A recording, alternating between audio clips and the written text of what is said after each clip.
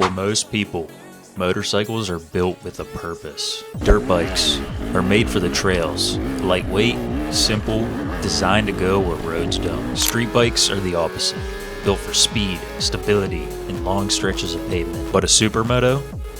It takes everything from a dirt bike and throws it onto the street. Smaller wheels, sticky tires, bigger brakes, a setup that was never really meant to exist, at least not like this. Originally, Supermoto came from racing.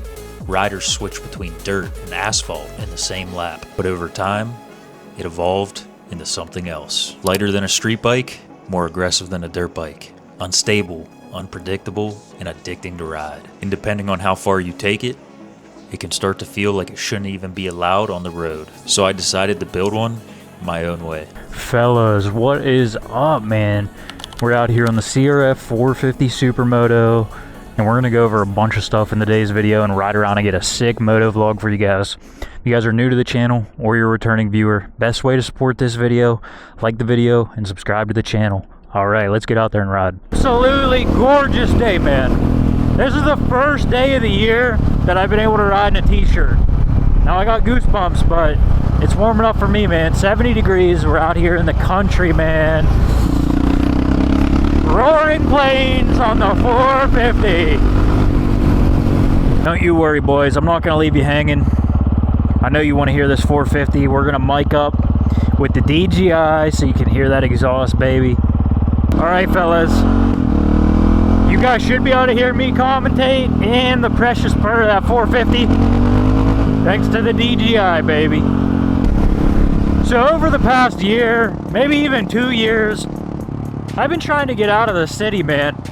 Whenever I first started riding, and especially when I first built my 450, I loved riding in the city, dude. I was always riding around town or traveling to cities and stuff. And not that that's not great, because it is a lot of fun sometimes. But most of the time, whenever I want to get out on my bike, man, I'm looking for an escape. I'm looking to relax, just cruise around, you know, think, have a good time. Use this bike for what it was meant to be used for. So when it comes to riding in the city, I just don't feel like sitting in traffic, having to worry about police, and just everything that comes with riding in the city, man. There's nothing like getting out here in the countryside. There's some desolate backcountry roads, man. What's up, man? He liked the 450. We're gonna get to that in a second. But like I said, riding on some desolate country roads. A lot of the times I ride on roads that are even more desolate than this. I'm talking no pavement lines, baby. If I can find a road with no pavement lines, that's absolutely fantastic, dude, because that means there's not that much traffic and I can just chill and have a good time on my bike, man. So, I mean, one of the reasons that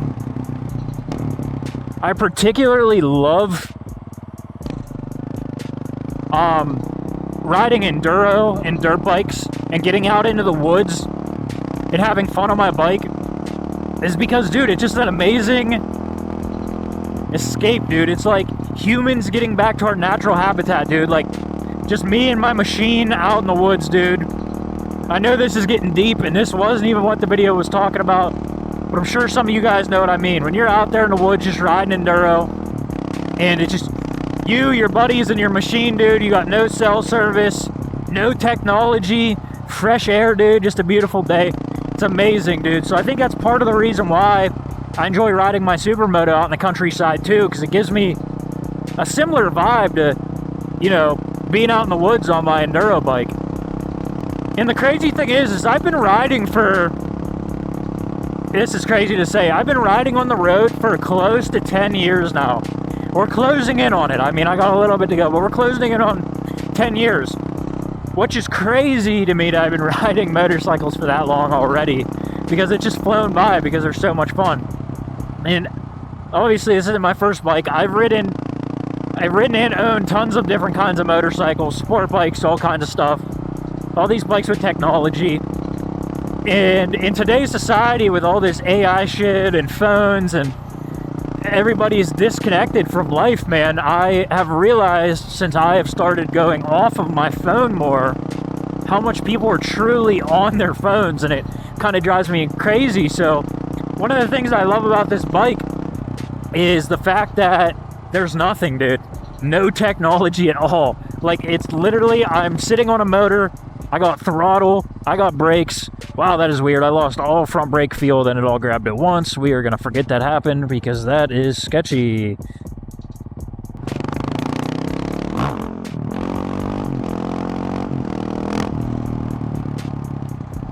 Wow. Any pro mechanics out there, let me know. I mean, obviously, if you guys subscribe to my channel, maybe you're new, check back on my channel. I have a full series where I build this bike, and I've been building Supermotos for a while now. But I've been having trouble with this MotoMaster kit. I hate to say it because I love MotoMaster products so much.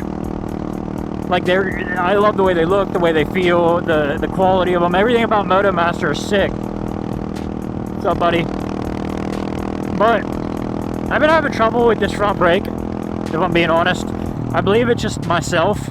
I need to bleed it some more. But it'll be as hard as a rock at the lever, like perfect brake feel. Almost too much brake feel, like almost dangerous. And then sometimes it'll lose it all and it'll be like super mushy. So mechanics, don't even respond because I already know it just needs bled more. But it just drives me crazy because I've tried to bleed it so many times already. But real quick, back to what I'm saying, I'm going to finish this up quick, is everybody's so sucked into technology, so jumping on this machine where I'm literally sitting on a motor with a throttle and brakes that work 50% of the time, it's just a nice time, dude. It gets you away from all that stuff. Some of these new modern bikes with the big displays and all this stuff, dude, it's just too much. We don't need that on a motorcycle, dude. But that's just my POV. That's my POV. I don't know how you guys feel, but enough with the rant. Let's actually talk about some good stuff, man. So, I built the most illegal bike. What do I mean by that? Well, unfortunately, this bike is totally illegal. 100%. I got a license plate back here. I have all the lights that I need. I am registered and insured, baby. And that is a great feeling when it comes to riding one of these. Now, what do I mean when I say I built the most illegal bike? Well, one of the problems that I've personally always had with Supermotos is all the ugly nonsense that gets put on them. Now, I 100% get it when it comes, you know, from a manufacturing standpoint, that they have to put this stuff on to pass country regulations, you know, such as all the lights and all the other bullshit. We're not even going to get into it. But I've always had a problem since I got into Supermotos and started riding and building them, that, man, this stuff just looks ugly, dude. Like, I personally love the look of a fresh race bike, a fresh motocross bike. I love the look of the KTM factory, you know, race-ready Supermotos, dude, the SMCRs and stuff. They look so good without all that stuff on them. So the hard thing was, for me, was trying to figure out, how can I make this bike look like a race bike, look illegally, or as illegal as possible? That wasn't my actual intent. The actual intent was to make it look like a race bike, man. Make it look like a sexy motocross bike, but be completely legal in a Supermoto form so I can, you know, ride this thing anywhere, dude. So I've been riding my personal CRF 450 here for almost, I think, over 4 years now, which is pretty crazy to think about that's been that long. And this bike has seen multiple different iterations, man. I've rebuilt it multiple times. This previous rebuild was the biggest, where I did all the bearings and all the juicy stuff. But one of the problems I've always had with this bike is figuring out the lights. I've literally have been messing with the lights on this bike for years, dude, trying to figure out a setup that in my mind replicated the perfect look and that race bike feel, dude. So I finally came up with a setup after years of development, man, and lots of messing around, and it is absolutely perfect. And from the naked eye, when I'm riding around town, you know, I'm in the city or whatever, this bike does not appear legal whatsoever. The attention this thing draws is absolutely insane. And that's not what I built it.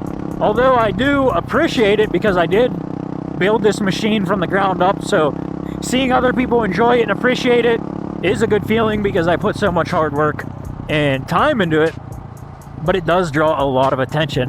And surprisingly, even though it may look like I'm riding an illegal dirt bike on the road, it's always good vibes, dude. Everybody loves this thing, dude.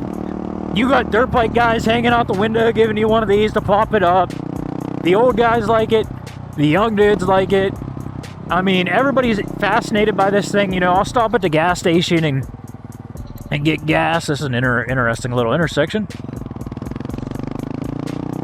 You know, I stop at the gas station and get gas. People are always stopping to me, talking to me about it. And one of the first questions they always ask me is that street legal? And how did you get it street legal? Because they always think it's a dirt bike. Now, the cheat code was, this is a CRF 450L. So it's factory street legal from Honda. And then obviously I did a lot of research and conversions to make it appear like a race bike. Now I'm gonna stop, we're gonna check her out. I'm gonna go over my lights with you guys. So I do have the old motorbike running right now for one reason only. My rectifier went bad. There's a new one sitting at home in my mailbox. I just got to put it on, man. But yeah, dude, we got the full hidden light kit. Wow, what is that, man? That ain't good. We got the full hidden light kit. You know, I got the number plate up front. Whoa. I've never seen a train here. That's cool, dude. We're in the middle of nowhere, dude. That is cool. But, you know, we got the number plate up front. We got the hidden 6-inch light bar with high and low beam, a rare find. DM me on Instagram for that. I'm not going to show you underneath here because this is where my plate is, but we're going to back up. As you see, it appears that I have no lights on the back of the bike, but I have a custom 3D printed bracket in here, which has my tail light, my brake light, and my turn signal setup, as well as a custom plate mount. And yeah, man, this thing is totally legit, man. I mean, up here we have the super slim Tusk hidden switch that controls all my lights. We got the ignition, the kill switch, and this thing even has a hidden ignition, which I'm not going to show you. For instance, I'm going to show you real quick. So the ignition is off, check it, kill switch, won't start. Ignition on, starts right up, baby. Hidden kill switch. Or I wouldn't even call it a kill switch. Hidden ignition, my bad. With a key and all that. Hopefully you guys could hear me over that train. Crusty mattress, don't know about that. Suspect. And yeah, back to the back road thing. Look at this, no cars, no lines on the road. Who's even out here? I'm out here, baby. Oh, this road's got some angle. Ah!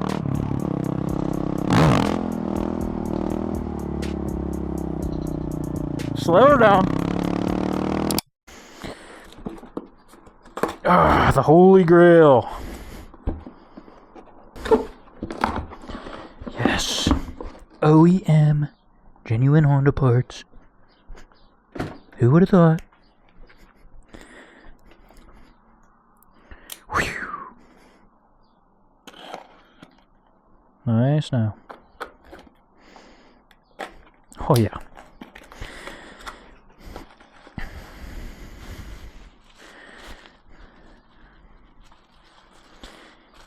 Yes, dude, that's nice. That's what I needed.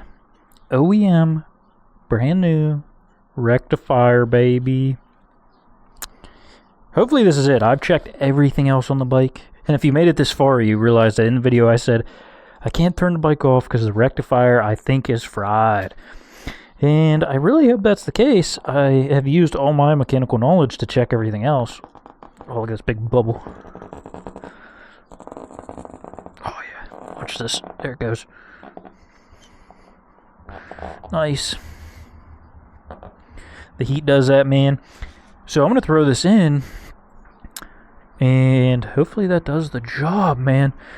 We are back in the garage now. Nothing crazy. This bike's about done. We're going to throw the rectifier in it. Get it slapped together, man. Hopefully that's it. And then she's good for the season. The 300, baby. We just got a graphics kit in for it. I'm going to order some enduro parts, and we're going to be making a little build series video on that, going over some enduro upgrades. And then, dude, I cannot wait to hit the dirt this year. So, if you guys made it this far, I really appreciate it. Make sure you guys do subscribe. We got some banger content lined up this year. And yeah, peace.